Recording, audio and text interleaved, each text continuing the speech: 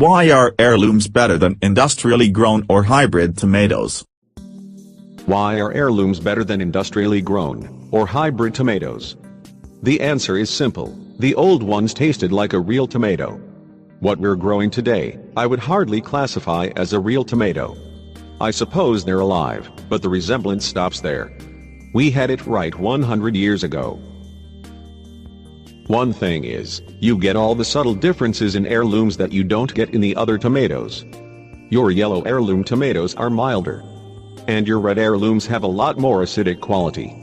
Something interesting of note is that if you look at a canning recipe from the 1930s or 40s, you didn't have to add anything to it. Those tomatoes had a very high acid content.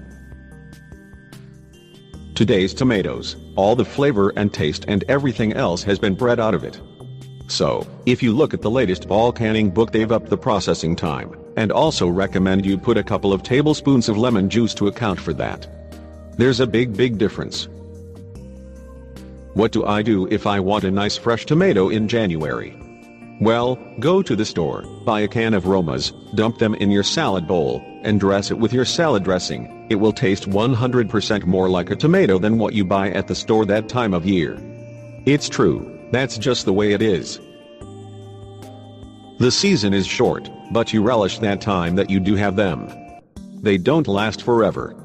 Tomatoes are like Santa Claus, they don't come but once a year, so take it and be thankful.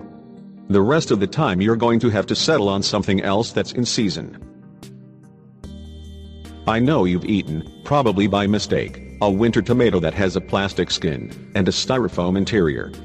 Yeah, those ones from South Florida, the green ones. The baseball team uses those for batting practice before they head north. You couldn't put a dent in one if you tried. What else is special about heirloom tomatoes, aside from taste and their unique characteristics? They're so beautiful. Some of them are solid yellow, some have pink mottling to them. There's one called Mr. Stripey. All of those sliced up together, aesthetically speaking, make a statement on the plate. All this talk about heirlooms, can you tell us what qualifies a tomato as an heirloom? The rule of thumb for any kind of heirloom in the seed world is that something has to be at least 50 years old to be an heirloom. Or it has to be associated with an area, a farm or specific family. How did the bland tomatoes at the grocery store become so commonplace? In the early days we had farming communities all around us. Even outside NYC, they had the infrastructure for local farming. But that's gone today. The tomatoes they grew in South Florida then had that wonderful flavor, but it was meant to go from the vine right to your dinner table. Those tomatoes won't ship, the skins are soft and they bruise. They would go to pieces in no time. Now, they make tomatoes to ship. Bred for mechanical harvest, shipping, shelf life, etc. Is there a national seal of approval for heirlooms? In short, no. The way of knowing is the taste test.